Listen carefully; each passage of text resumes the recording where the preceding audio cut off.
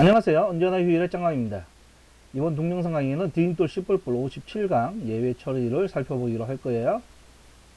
먼저 예외라는 말에 대해서 알아보기로 하겠습니다. 비슷한 말로 에러라는 말도 있고 버그라는 말도 있고 예외 이와 같은 말들이 있는데 에러 같은 경우에는 사용자가 잘못 사용한 거예요. 만약에 이제 주민등록번호를 입력하라고 했는데 뭐 이름을 입력했다든지 이와 같은 게 되는 거고, 버그는 개발자가 논리적 버그를 논리적 오류를 작성한 거죠. 우리가 짝수를 찾아야 되는데 2로 나눠서 나머지가 1인 걸 반환했다, 뭐 그걸로 판별을 했다면 잘못 작성한 거잖아요. 그러니까 예외 같은 경우에는 사용자가 잘못하거나 개발자가 논리적 오류를 잘못 작성한 것도 아닌데도 불구하고 프로그램을 더 이상 진행하지 못할 때, 뭐 이럴 때가 어떠한 경우가 있냐. 만약에 이제 외부 시스템을 사용한다라고 했을 때 외부 시스템이 오류가 발생을 하게 되면 뭐 우리가 만든 프로그램 자체는 문제가 없지만 그 프로그램이 더 이상 동작하지 못할 수 있겠죠. 예를 들어 가지고 어떠한 데이터베이스 서버를 사용을 하는데 그 데이터 서버가 죽어 있거나 혹은 뭐 방화벽으로 막혀 있거나 그렇게 되면 더 이상 진행하지 못하게 되는데, 이와 같은 것들을 우리는 예외라고 얘기를 합니다. 그렇다 해서 그 예외 처리가 꼭 이 예외에 대해 가지고만 이제 처리하는 건 아니고, 뭐 프로그램을 개발하면서 뭐 사용자가 잘못 입력했을 때도 그거에 대해서 이제 더 이상 진행하는 건 이제 적절치 않다라고 하게 되면 뭐 그럴 때도 예외 처리를 사용할 수 있습니다. 뭐 논리적 버그를 빠르게 발견하기 위한 목적으로 예외 처리를 사용할 수도 있고요. 먼저 아주 간단한 형태의 예외 처리, 가장 기본적인 거, 뭐 if 같은 거 이용하는 것도 뭐 분명히 예외 처리 방법 중에 하나예요. 뭐 어떤 성적을 입력을 하는데 해당되는 성적 입력을 했을 때 사용자가 우리가 원하는 그 범위 내에 있는 성적을 아닌 엉뚱한 값을 할 수가 있잖아요. 그랬을 때 개발자가 이 스코어가 만약에 이제 유효한 값이 아니다, 뭐 0보다 작거나 혹은 뭐 100보다 크다라고 했을 경우에 해당되는 스코어에 잘못됐다라고 그러한 인식할 수 있는 값으로 대입해주고, 그렇지 않을 때에 대해 가지고만 해당되는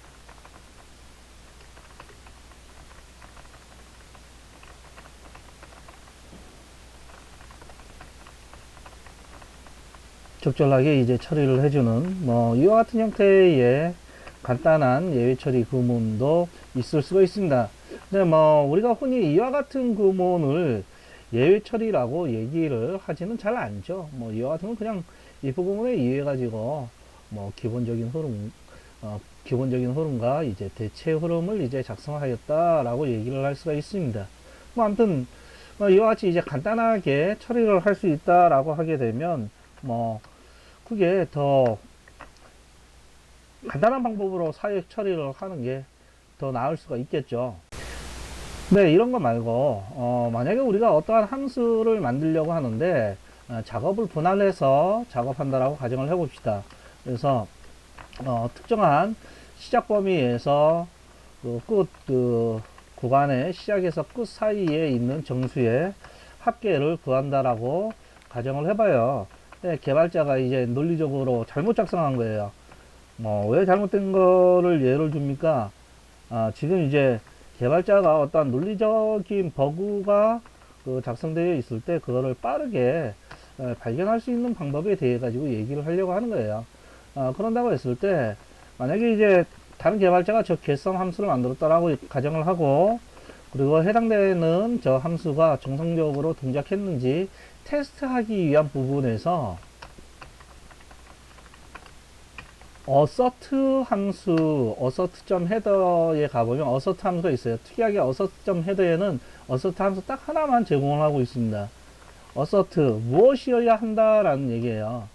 자, getSum 함수를 우리가 만약에 1에서부터 100까지 합계를 구한다면 이 값은 반드시 5052에 하잖아요. 만약에 이 논리 조건이 만족하게 되면 그냥 다음으로 넘어가요. 대신 해당되는 값이 이 assert 내에 들어가는 그 표현식의 값이 만약에 거짓이게 되면 프로그램이 터집니다. 한번 지금 의도적으로 썸을 1에서부터 출발을 해서 했기 때문에 당연히 이제 잘못될 거예요. 지금 보면은 1은 출력하지만 2는 출력하지 않고 있고, 지금 assert failed 해가지고 해당되는 소스 파일 그 라인 10번째에서 잘못됐다, 이와 같이 이제 그 오류 창이 뜨고 있죠.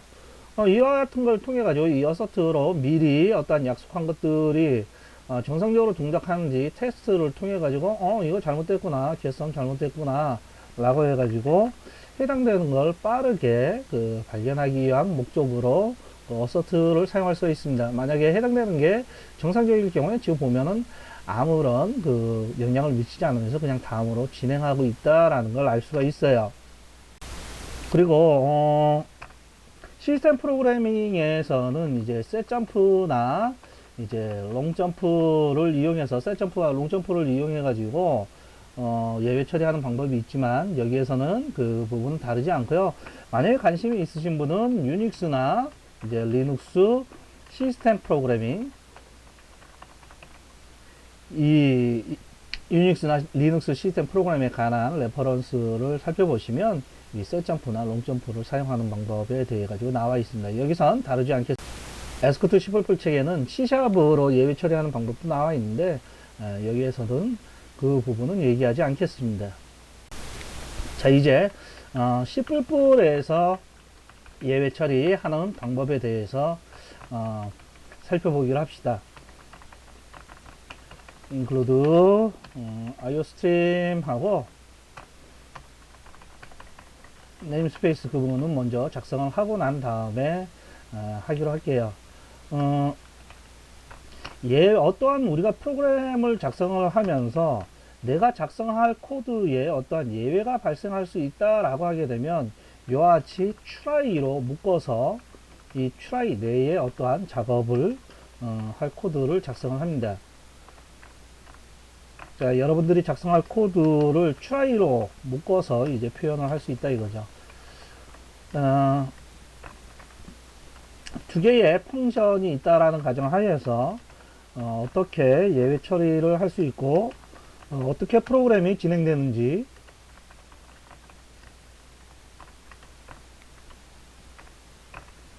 한번 작성해 보기로 할게요. 지금 이제 중간중간에 출력 문을 써주는 거는 이 예외 처리 구문을 사용을 했을 때 프로그램 흐름이 어떻게 되는지 확인을 하기 위해 가지고 의도적으로 중간중간에 이제 출력 구문을 작성을 해준 거고요.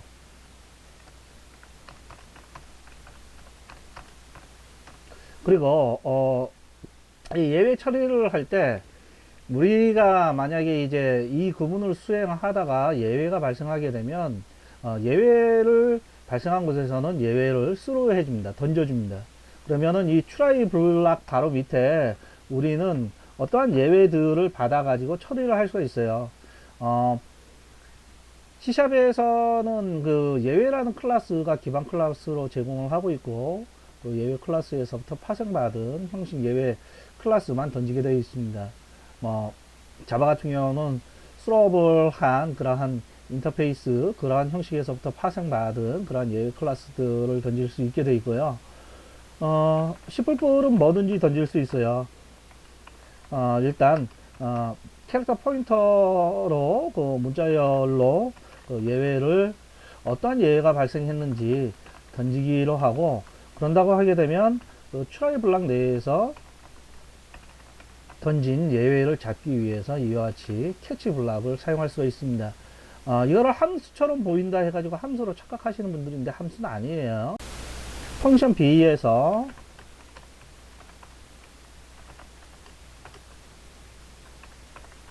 펑션 B 부분이다 라는 것도 마찬가지로 출력해 주기로 하고, 대신 여기에서는 펑션 A를 그대로 부르기로 하겠습니다. 그리고 여기가 이제 또 해당되는 부분, 어느 부분을 지금 진행하고 있는지 표시하기 위해 가지고 출력해 주기로 하고, 만약에 여기에서는 value가 양의 수일 경우에는 그 값을 그대로 화면에 출력을 해 주기로 해요. 근데 만약에 우리가 하려고 하는 이 메소드에선 음수가 왔을 때 처리하지 못한다, 뭐 피보나치 수열을 계산해 달라, 뭐 팩토리얼을 계산해 달라, 이런 식으로 했을 때 이제 다 적용이 될 수 있겠죠. 그럴 때 요 수로로 더 이상 처리하지 못하게 되면 수로로 뭐든지 전달할 수가 있습니다. 님의 값을 전달하였습니다 라고 오류가 뭔지에 대해 가지고 알려주기로 해봐요. 이와 같이 하게 되면 지금 한번 빌드에서 실행을 시켜 볼게요. 어떻게 동작하는지 실행 결과를 보고 난 다음에 설명을 하기로 하겠습니다. 지금 봐보시면 제일 처음에 메인에 여기를 좀 늘려서 볼게요. 메인의 1번 요 부분을 수행했고, 그 다음 펑션 B를 호출했습니다. 그래서 펑션 B의 1번이 수행됐고, 그 다음에 펑션 A를 호출했죠. 그리고 펑션 A의 2를 출력했고, 지금 전달한 값이 3이니까 그대로 요 양수기 때문에 값을 출력을 해줬어요. 그리고 뭐 끝나니까 여기 왔고, 펑션 B2, 그 다음 또 다시 되돌아가서 main2 이와 같이 출력이 된 거죠. 그리고 나서 펑션 A를 호출했습니다. 펑션 A를 호출했을 때 지금 여기에는 펑션 1이 출력이 됐지만, 펑션 1이 출력이 되고 난 다음에 원래는 일로 되돌아가 가지고 요 cout main 3을 출력해야 되는데, main 3을 출력하지 않고 뭐 하고 있냐면 요 캐치 블락이 수행되는 걸 알 수가 있습니다. 이것처럼 우리가 어떠한 예외가 발생할 수 있다라고 생각하는 어떠한 코드를 try 블락으로 묶고, 그 밑에 특정한 예외를 받아서 예외를 처리하는 그러한 구문을 써놓게 되면, 그 프로그램 중간에 어떠한 예외가 발생해서 예외를 우리가 수를 하게 되면 가장 최근에 try 블락이 있는 곳에 캐치 블락으로 넘어가게 됩니다. 물론 이 전달한 거를 전달받을 수 있어야 돼요. 만약에 이걸 전달받지 못하게 되면 그 프로그램 터지게 됩니다. 한번 여기를 수로문은 그대로 놔두고 try catch 블락만 주석을 처리해서 한번 해볼게요. 그럼 어떻게 되는가? 이와 같이 만약에 이제 수를 했는데 try catch를 하지 않게 되면 프로그램이 이와 같이 터져져요. 프로그램이 터지게 되고, 이 터지지 않게 하기 위해 가지고는 우리가 캐치 블락을 통해 가지고 저걸 잡아줘야 되는데, 만약에 우리가 캐치 블락을 캐치 인트 예외 넘버다 라고 이제 표현을 하기로 하고, 요 구문 대신 예외 번호를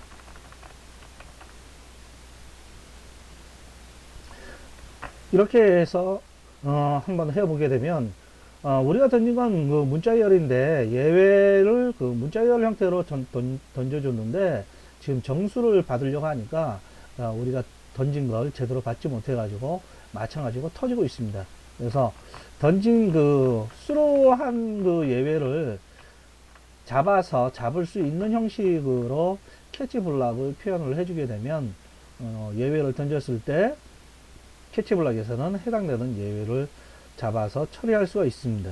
만약에 여기에서 음수를 전달한다라고 가정을 해봅시다. 여기는 양수로 바꿀게요. 이렇게 한다라고 가정을 하게 되면 지금 어떻게 동작하는지 한번 살펴보기로 해요. 메인 1이 수행되고 난 다음에 펑션 B를 호출했고, 펑션 B의 1을 출력하고, 펑션 A를 호출했습니다. 펑션 A1을 하고, 이 값이, 요 else 음수이니까, 여기를 요 같이 이제, 펼쳐놓고 볼게요.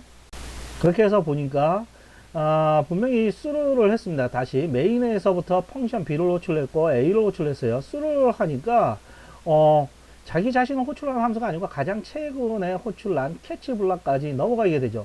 그렇다는 건 분명히 스택 메모리에는 메인 함수 부분이 있고 펑션 B 부분이 있고 그 다음 펑션 A를 수행을 하다가 예외가 발생하니까 메인까지 넘어가고 있어요. 이와 같은 것들을 현재 스루를 수행을 했을 때 가장 최근에 트라이 캐치한 함수 블락까지 스택이 내려앉는다 라고 얘기를 하고, 이거를 우리는 스택 대감기라고 얘기를 하고 있습니다.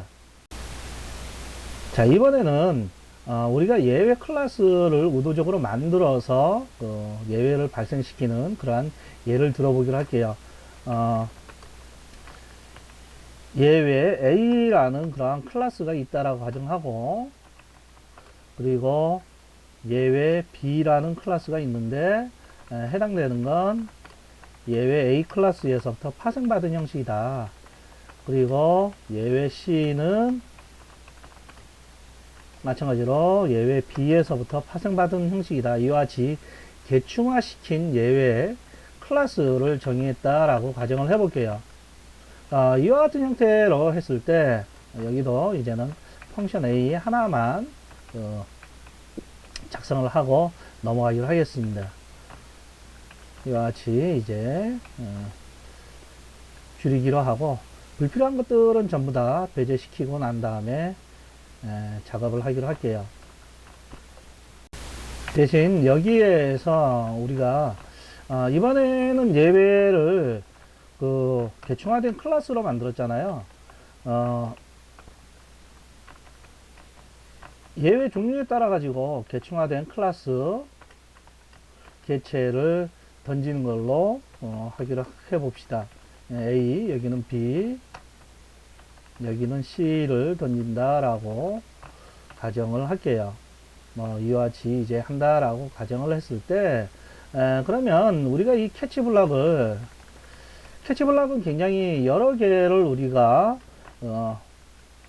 표현할 수가 있거든요. 우리는 EXA 예외가 발생했다라고 콘솔 화면에 출력해 주기로 하고,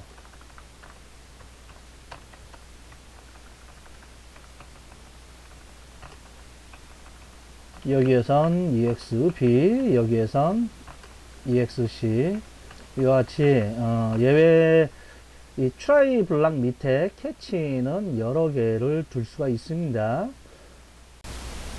이게 한눈에 잘 보이지 않으니까 의도적으로 좀 라인스를 줄이기 위해 가지고 이와 같이 코드를 좀 축약을 시킬게요. 이 부분도 이와 같이 지금 이제 설명을 하기 위해서 한 화면에 보여줘야 되면 좋은데, 이제 한 화면에 보이지 않으니까 좀